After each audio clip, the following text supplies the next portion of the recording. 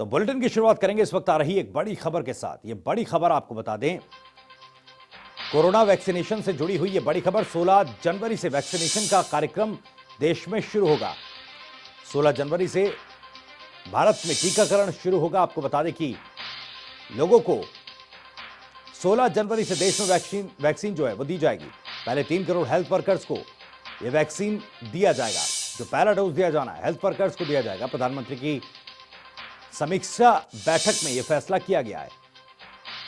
तो कोरोना टीकाकरण से जुड़ी हुई यह बड़ी जानकारी आप तक पहुंचा रहे हैं। दरअसल प्रधानमंत्री नरेंद्र मोदी की समीक्षा बैठक में इस बात का फैसला किया कि 16 जनवरी से देश में टीकाकरण अभियान शुरू होगा। कोरोना वैक्सीन का टीका 16 जनवरी से लोगों को दिया जाएगा और पहली कैटेगरी में 3 करोड़ हेल्थ वर्कर्स को टीका दिया जाएगा। यानी कि पहले हेल्थ वर्कर्स को वैक्सीनेट किया जाएगा।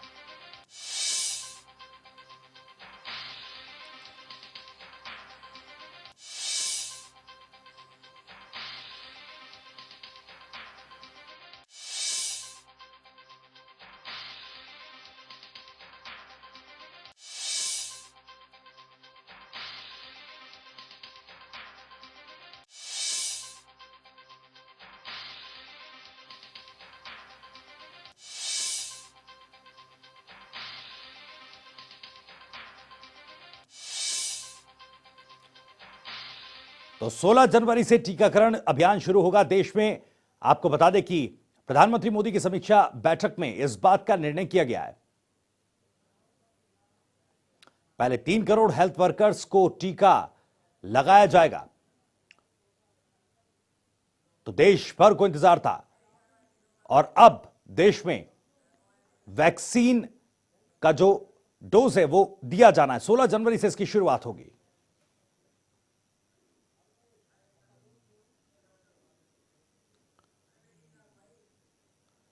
तो इस खबर पर ज्यादा बातचीत के लिए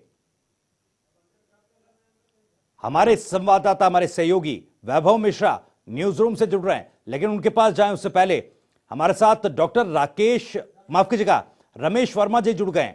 को इन्वेस्टिगेटर हैं कोवैक्सीन ट्रायल टीम के। रमेश वर्मा जी, बहुत बहुत स्वागत है जनता टीवी पर। जी डॉक्टर साहब, क्योंकि 16 जनवरी का दिन तय किया गया है, समझना चाहूंगा वैक्सीनेशन का जो पहला डोज है 16 जनवरी से दिया जाना है, तो क्या अब तैयारियां पूरी हैं? किस तरह का ब्लूप्रिंट होगा? किस तरह से जो वैक्सीनेशन का कार्यक्रम है उसको आगे लेकर जाया जाएगा? पूरे अपने देशवासियों को मुबारकबाद देता हूं कि हमारे कंट्री में एक नहीं दो वैक्सीन और जैसे कि गवर्नमेंट ऑफ इंडिया ने अनाउंस किया 16 जनवरी से हम लोग टीकाकरण शुरू करने जा रहे हैं। तो इसके लिए हरियाणा के अंदर कंट्री के ड्राई रन खत्म वो काम चल रहा है। जितनी भी छोटी मोटी जो कमी है वो पूरी कर दी गई। और हमारे यहाँ एग्जाम्पल है एक सबसे बड़ा पोलियो का। हमने पोलियो पे काबू पाया 2011 में, तो हमें उम्मीद है कि इस पे भी हम जल्दी काबू पाएंगे। डॉक्टर साहब, क्योंकि ब्रिटेन से जो नया स्ट्रेन भारत में एंट्री हुई है उसको लेकर लोगों में कंफ्यूजन है, डर है। क्या उन मानकों पर कोवैक्सीन या जो वैक्सीन देसी बनाई गई है उन मानकों पर खरी उतर पाएगी? इसका एक कहीं ना कहीं एक कंफ्यूजन लोगों में है। इसमें कोई कंफ्यूजन की बात नहीं है, क्योंकि मैं रिसर्चर था कोवैक्सीन का जी। कोवैक्सीन के अंदर हम लोगों ने पूरा सेल, वायरस का पूरा, कोरोना का पूरा सेल हम लोगों ने यूज किया है। तो जो भी म्यूटेशन जो होगी वो उसके अगेंस्ट जो ये वैक्सीन है इफेक्टिव होगी, ये 100% श्योर है। क्योंकि वायरस का एक नेचर है, थोड़ा बहुत वेरिएंट या म्यूटेशन उस वायरस की होनी होती है। लेकिन जब हम पूरा सेल उस वैक्सीन के अंदर यूज करेंगे तो नेचुरल है, जो भी छोटी बहुत म्यूटेशन होगी उसके अगेंस्ट वो वैक्सीन काम करेगी। डॉक्टर साहब, ये भी मैं समझना चाहूंगा, क्योंकि कई इस तरह की खबरें आ रही हैं जो दूसरे देशों में वैक्सीन बनाई गई है, जो डोज दिए जा रहे हैं, जो एक विपरीत असर है वो भी कहीं ना कहीं दिखाई दे रहा है। क्या इस तरह के जो विपरीत असर हैं इन दवाइयों के जो अब बनाई गई हैं कोरोना से लड़ने के लिए, क्या इस पर भी पूरी तरह से रिसर्च कर ली गई है? क्या कुछ स्थिति है ये समझाइए, क्योंकि इसको लेकर भी कहीं ना कहीं एक डर का माहौल थोड़ा लोगों में बना हुआ है। क्योंकि कोवैक्सीन का जो हम ट्रायल है वो लास्ट 6 महीने से हम लोग कर रहे हैं। मैं आपको एक चीज़ बता दूं, जो वैक्सीन हम लोगों ने बनाई है वो किल्ड वैक्सीन है।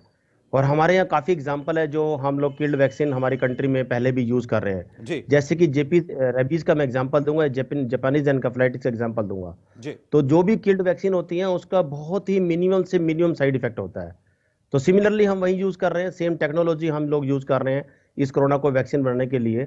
और हम लोगों ने वैक्सीन का जो फेज 1 था, कोरोना वैक्सीन का जो कोवैक्सीन का जो ट्रायल फेज था, वो हम लोगों ने जुलाई में खत्म कर लिया था। जुलाई में हम लोगों ने 375 पूरी इंडिया से कवर करने थे, जी और जिसमें देखा गया था कि कोई साइड इफेक्ट नहीं है। जी इसका मतलब यह है कि वैक्सीन जो है हमारी सेफ है। जी कोई भी इस वैक्सीन से सीरियस एडवर्स इवेंट नोटिस नहीं हुआ था। जी उसका मतलब यह होता है कि कोई भी पेशेंट इस वैक्सीन की वजह से किसी भी हॉस्पिटल के अंदर एडमिट नहीं हुआ था। जी फिर हम लोगों ने फेज 2 किया था। फेज 2 जो होता है वो सेफ्टी और इम्यूनोजेनिसिटी के लिए होता है। तो फेज 2 के अंदर भी हमने ये पाया था कि हमारी जो वैक्सीन है, जो किल्ड वैक्सीन है, जो कोवैक्सीन है, वो सेफ है। और इसकी जो इम्यूनोजेनिसिटी है, इम्यूनोजेनिसिटी का मतलब ये होता है कि बॉडी के अंदर उस वैक्सीन के अगेंस्ट कितनी एंटीबॉडी पैदा हुई हैं। जी तो हमने ये पाया कि मोर देन 90% वॉलेंटियर्स जिन्होंने पार्टिसिपेट किया था, जब उनका हम लोगों ने खून टेस्ट किया, जो एंटीबॉडी पाई, वो हमें 4-फोल्ड राइज एंटीबॉडी पाई as compare to the base level, जो कि WHO क्राइटेरिया में फिट बैठती है। इसका मतलब ये होता है कि अगर बॉडी के अंदर 4-फोल्ड राइज एंटीबॉडी हो जाती है बेस लेवल से, तो इसका मतलब जो वैक्सीन है वो पूरी 100% इफेक्टिव है। तो थर्ड फेज हम लोगों ने all over the India 25,800 25,800 nearly 26,000 हमने पार्टिसिपेंट, वो फेज हमने 2-3 दिन पहले कवर कर लिया है। उसके अंदर भी ये पाया है कि ये वैक्सीन सेफ है, इसका कोई मेजर साइड इफेक्ट नहीं है। माइनर साइड इफेक्ट वो किसी के वैक्सीन का भी हो सकता है जो हम इंजेक्टेबल लगाएंगे, जी जैसे कि सिंपल स्वेलिंग, हल्का सा पेन या फीवर। जी वो सिंपल पैरासीटामोल या 1 to 2 डेज में वो सारे ठीक हो गए थे। जी डॉक्टर साहब, क्योंकि ये कहा गया कि जो ये डोज है कोवैक्सीन की या कोरोना की जो दवा है, वो दो डोज उसकी असरदार होंगी, किस तरह से ये काम करेगा, इस प्रोसेस को समझना चाहूंगा। देखो, इस वैक्सीन के अंदर, कोवैक्सीन के अंदर हम 2 डोज लगा रहे हैं। 0.5 ml की एक डोज लगाएंगे, जी और सेकंड डोज को हम बूस्टर डोज बोलते हैं।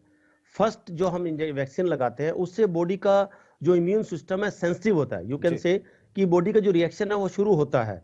लेकिन जब हम बूस्टर डोज लगाएंगे, सेम डोज 0.5 ml 28 डेज के बाद, जो इम्यूनिटी थोड़ी एंटीबॉडी जो पैदा हो या उसको वो बूस्ट कर देगी। जी और जो प्रोटेक्टिव जो एंटीबॉडी पैदा होगी वो 42 दिन के बाद, फर्स्ट डोज के 42 डेज के बाद सक्सेसफुली या प्रोटेक्टिव एंटीबॉडी जो है हमारी बॉडी में पैदा होती है।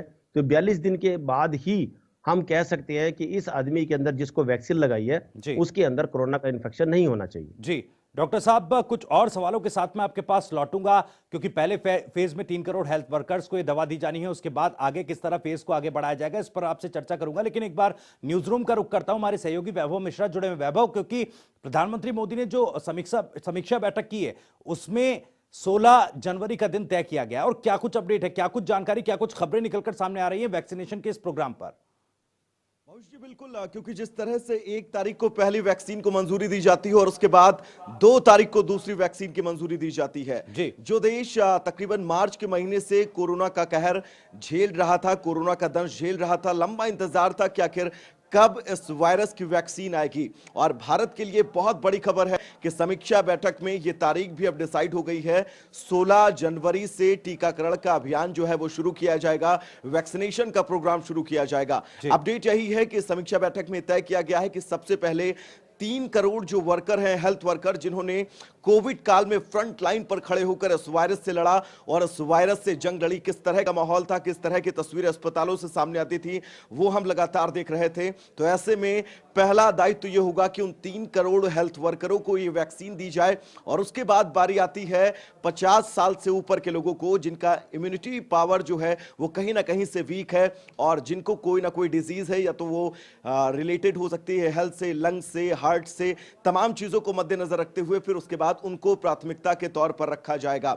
सरकार की एक प्रायोरिटी ये भी है कि जब वैक्सीनेशन का काम शुरू होगा देश भर के अंदर, क्योंकि विश्व का सबसे बड़ा प्रोग्राम होगा वैक्सीनेशन का, तो इस वैक्सीनेशन को कैसे इस देश में सबसे अंतिम पंक्ति तक बैठे हुए शख्स तक पहुंचाया जाए। ये बहुत बड़ा टास्क है कि कैसे उस आदमी तक इस वैक्सीन को पहुंचाया जाए इतने बड़े देश में। तो जी। विश्व का सबसे बड़ा वैक्सीनेशन जो प्रोग्राम है वो भारत के अंदर चलाया जाएगा और शुरुआत उसकी 16 तारीख से होगी। कैसे पहुंचा जाए लोगों तक, तो कोविन ऐप के जरिए ये जानकारी दी गई थी कि कोविन ऐप के जरिए आप रजिस्ट्रेशन करा सकते हैं। उसके बाद आपको नंबर दिया जाएगा। ड्राई रन 2 चरणों में ड्राई रन चढ़ा। पहले चरण में 5 राज्यों के अंदर ड्राई रन किया गया और दूसरे चरण में तकरीबन सभी राज्यों के अंदर ड्राई रन किया गया और ड्राई रन पूरी तरह से सफल रहा। यानी कि वैक्सीनेशन सेंटर जो देश भर में बनाए गए हैं वो पूरी तरह से वैक्सीनेशन को लेकर तैयार है। इंतजार 16 तारीख का था, अब 16 तारीख का इंतजार है जब से इस वैक्सीनेशन प्रक्रिया शुरू होगी। एक अहम तारीख और है क्योंकि सोमवार को प्रधानमंत्री नरेंद्र मोदी शाम के 4 बजे बैठक करेंगे सभी राज्यों के आला अधिकारियों के साथ और राज्य के नेताओं के साथ। ये तैयारी परखी जाएगी कि कितना उनका प्रदेश तैयार है, क्योंकि वैक्सीनेशन देश के हर आदमी तक पहुंचानी है। तो यह सबसे बड़ा टास्क है। सोमवार को इसका प्रारूप तय होगा, आगे रोड मैप तय होगा कि कैसे इस वैक्सीन को पहुंचाया जाए हर एक आम आदमी तक जो कोविड-19 की इस महामारी से परेशान था। एक सवाल मैं डॉक्टर रमेश जी आपसे करना चाहूंगा। आपने जो ये 42 दिन का टाइम पीरियड बताया है कि पहले वैक्सीनेशन जब पहली डोज लगेगी उसके बाद 42 दिन तक का रीड किया जाएगा, उसको पूरा नोटिस किया जाएगा। ये 42 दिन कितना ज्यादा महत्वपूर्ण हो जाएंगे इस ड्यूरेशन में? इस 42 दिन में क्या कुछ, किस तरह से आप उसको नोट करेंगे, कैसे नोटिस करेंगे? जनरल क्वेश्चन है, हर आदमी ये क्वेश्चन पूछता है। तो मैं ये कहना चाहूंगा क्योंकि जब भी कोई इंजेक्शन लगता है तो ऐसा नहीं होता कि हमें नेक्स्ट डे हमें प्रोटेक्शन शुरू हो जाए। कोई भी वैक्सीन लगाएं, चाहे पोलियो की हो, चाहे डीपीटी की हो, चाहे पेंटावैलेंट हो, चाहे टाइफाइड की हो, कोई भी ऐसी वैक्सीन नहीं आती कि आज लगाई और कल से प्रोटेक्शन शुरू। तो सेम इसी वैक्सीन के लिए होगा। तो इस वैक्सीन का ये देखा गया है कि 42 दिन के बाद सफिशिएंट और प्रोटेक्टिव एंटीबॉडी हमारी बॉडी में पैदा हो जाती हैं, जिससे हम कोरोना का इन्फेक्शन बच सकते हैं। लेकिन 42 दिन तक हम लोगों को 3 वही चीज फॉलो करनी पड़ेगी: फेस मास्क, सोशल डिस्टेंसिंग और हैंड वॉश। ये 3 कंटिन्यू रखे। मैं आपके माध्यम से भी रिक्वेस्ट करूंगा जो लोग वैक्सीन लगवाएं 16 तारीख को, वो इन 3 चीजों को 42 दिन तक, और मैं तो कहता हूं मोर देन 42 डेज के बाद भी इसको फॉलो करेंगे तो ज्यादा बेटर रहेगा। जी, डॉक्टर रमेश साहब, जो वैक्सीन है, क्योंकि 3 करोड़ हेल्थ वर्कर्स को पहले चरण में ये वैक्सीन दी जानी है, ऐसे में कितनी डोज तैयार हो चुकी हैं और वैक्सीन प्रोडक्शन को लेकर किस तरह की तैयारियां हैं, क्या कुछ किया जा रहा है, इस बाबत जानकारी चाहूंगा। देखो, वैक्सीन प्रोडक्शन हमारे पास सफिशिएंट है क्योंकि हम लोग सबसे पहले हेल्थ वर्कर या फ्रंट लाइन वर्कर्स जो हैं उनको लगाएंगे, तो उनके लिए हमारे पास वैक्सीन सफिशिएंट है। और आने वाले टाइम में जितने लोग हेल्थ केयर वर्कर लगवाना चाहते हैं, हमारी साइट्स तैयार हैं। हमारे फॉर एग्जांपल हरियाणा के अंदर या पूरी कंट्री के अंदर साइट स्पेसिफाई हो चुकी हैं, जहां पे सारी आपको फैसिलिटीज मिलेगी। मान लो किसी को माइनर रिएक्शन होता है तो उसके लिए सारी हेल्थ टीम हमारी पूरी तैयार है। तो मैं रिक्वेस्ट करूंगा कि जितने जल्दी हो सके इस वैक्सीन को लगवाएं। जी डॉक्टर साहब, क्योंकि आम लोगों का सवाल ये भी होता है कि कब तक आम लोगों की पहुंच में कोरोना की दवा होगी और क्या कुछ इसके मानक होंगे, क्या प्राइस होगा, कितने रुपए में ये एक आम आदमी की पहुंच में होगी? देखो, सबसे पहले मैंने आपको बताया कि जो फ्रंट लाइन वर्कर हैं, जो लोग पेशेंट से जुड़े हुए हैं, जो लोग पेशेंट को देख रहे हैं, वो ज्यादा एक्सपोज्ड हैं जी। तो उनको सबसे पहले हमारी वैक्सीन की रिक्वायरमेंट है जी। तो सबसे पहले हम उनको वैक्सीन लगाएंगे। और जिनकी जो एज है वो मोर देन 50 ईयर्स है, उन सबको लगाएंगे।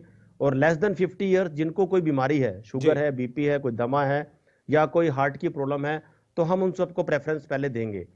तो वैक्सीन हमारे यहाँ सफिशिएंट है, घबराने की जरूरत नहीं है, लोग आराम से लगवाएं। जैसे जैसे फॉर एग्जांपल इनको कवर करते जाएंगे तो जनरल पब्लिक के लिए अवेलेबल हो जाएगी जी। और फिलहाल जो गवर्नमेंट जो है फ्री ऑफ कॉस्ट लगवा रही है। जी वैभव, आपके पास कोई सवाल है डॉक्टर साहब के लिए? हाँ, एक सवाल मैं ये करना चाहूंगा डॉक्टर रमेश जी आपसे कि वैक्सीनेशन के दौरान जो 42 दिन का टाइम होगा, उस टाइम में आपने बताया कि क्या स्थितियां होंगी, उसके बाद जब जो दूसरा डोज दिया जाएगा, दूसरे डोज के बाद क्या कुछ स्थितियां होंगी, उसके बाद क्या कुछ नतीजे हो सकते हैं? जैसा कि मैंने आपको बताया कि सेकंड डोज जो होती है उसको हम बूस्टर डोज बोलते हैं।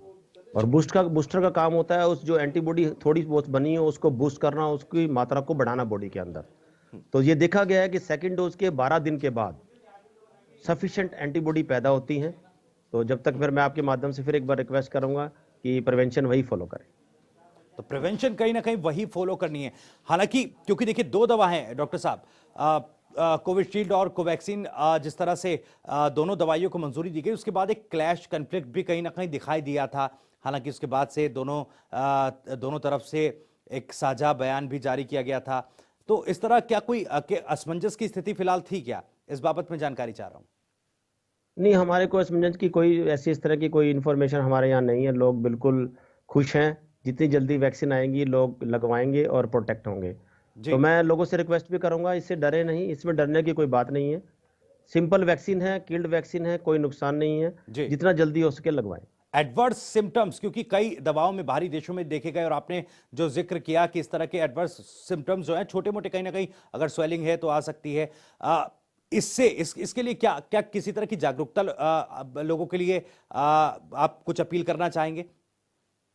देखो, ये जैसे फॉर एग्जांपल मैं एक एग्जांपल देता हूँ आपको, टेटनस का एग्जांपल। जी टेटनस का जब इंजेक्शन लगाते हो हम, उस किसी किसी 1 to 2% लोगों के अंदर कई बार 5 से 7 दिन पेन भी रह जाता है, तो कि वो किल्ड वैक्सीन होती है। जी तो सेम ये किल्ड वैक्सीन है। 1 to 2% लोगों के अंदर इसके अंदर पेन रह सकता है, लेकिन उससे घबराए नहीं, वो 1-2 दिन के अंदर या सिंपल पैरासीटामोल की टैबलेट से वो ठीक हो जाता है। जी ये हमने जितने फेज हुए हैं 1, 2 और 3, उन फेज में ये देखा गया है। जी तो लोग घबराए ना। मैं सबसे रिक्वेस्ट करूंगा, लोग बिल्कुल ना घबराए। हमारी जो कोवैक्सीन है वो किल्ड वैक्सीन है, सेफ है, इम्यूनोजेनेसिटी उसकी फुल है।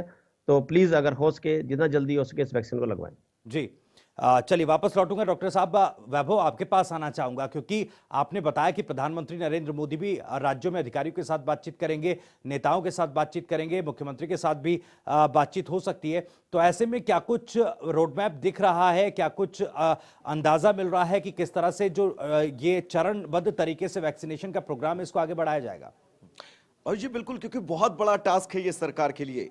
इतनी ज्यादा आबादी वाला देश और एक एक आदमी तक वैक्सीन पहुंचाना बड़ा टफ है और सरकार के लिए किसी चुनौती से कम नहीं होगा। जी। और कैसे इस चुनौती से निपटा जाए, इसी को लेकर बातचीत सोमवार शाम 4 बजे खुद प्रधानमंत्री नरेंद्र मोदी करेंगे सभी राज्यों के सीएम या फिर राज्यों के जो जिम्मेदार अधिकारी हैं उनसे। और आगे स्थितियां कैसी हों, कैसे आम आदमी तक वैक्सीन पहुंचाई जाए। एक सवाल मैं डॉक्टर रमेश जी आपसे ये करना चाहूंगा, कोवैक्सीन और कोविशील्ड दो वैक्सीन को मंजूरी हमारे देश के अंदर दी गई है, ये कैसे तय किया जाएगा कि किसको कौन सी वैक्सीन लगनी है, कौन से वैक्सीनेशन सेंटर पे कौन सी वैक्सीन पहुंचाई जाएगी, उसका डिस्ट्रीब्यूशन कैसे होगा, ये कैसे तय किया जाएगा, इसके मानक क्या होंगे? देखो, जो दोनों वैक्सीन हैं वो दोनों सेफ हैं, पहले मैं बता दूं, और दोनों की इम्यूनोजेनेसिटी काफी अच्छी है। तो आप कोई भी वैक्सीन लगाए, इसमें कुछ नहीं फर्क पड़ता, चाहे कोविशील्ड हो चाहे कोवैक्सीन हो। किसी को कोई वैक्सीन लग जाए, हमारी इम्यूनोजेनेसिटी जो है वो काफी अच्छी है बॉडी के अंदर। मोर देन 90% लोगों के अंदर एंटीबॉडी पाई गई है। अब रहा सवाल, एक क्वेश्चन बहुत अच्छा है कि इतने बिलियन पॉपुलेशन हमारी कंट्री में कैसे कवर होगी। तो 1.4 बिलियन लगभग हमारी कंट्री की पॉपुलेशन है, जो कि कई कंट्रियों को मिला के कंट्री बनी हुई है। एक सिंपल सा एग्जांपल मैं दूंगा, हम लोगों ने पोलियो इरेडिकेट किया है 2011 के अंदर। तो किसी भी डिजीज को खत्म करने के लिए 3 चीजों की बहुत ज्यादा जरूरत होती है। One is man power. हमारे पास मैन पावर बहुत है, बहुत हमारे हेल्थ वर्कर्स हैं जो कि इस वैक्सीन से जुड़े हुए हैं, ट्रेंड हैं, इंजेक्शन लगा सकते हैं। दूसरा, कोल्ड चेन मेंटेनेंस। हमने पोलियो के अंदर भी कोल्ड चेन मेंटेन की है। हमने हर इंडिविजुअल बच्चे को, 0 से 5 साल के बच्चे को पोलियो का टीका या पोलियो की चलिए। खुराक हम लोगों ने पिलाई है। और तीसरा हमारा है वैक्सीन। वैक्सीन सफिशिएंट अवेलेबल है। तो मुझे लगता है कि तीनों स्टेप हमारे कंप्लीट है और हम इस कोरोना को जरूर हरा के रहेंगे। चलिए चलिए, बहुत बहुत शुक्रिया डॉक्टर साहब, जनता टीवी को समय देने के लिए, जनता टीवी के साथ जुड़ने के लिए, इन तमाम जानकारियों को साझा करने के लिए। वैभव, आप भी हमारे साथ जुड़े थे, तमाम अपडेट्स हम तक पहुंचा रहे थे, आपका भी बहुत बहुत शुक्रिया।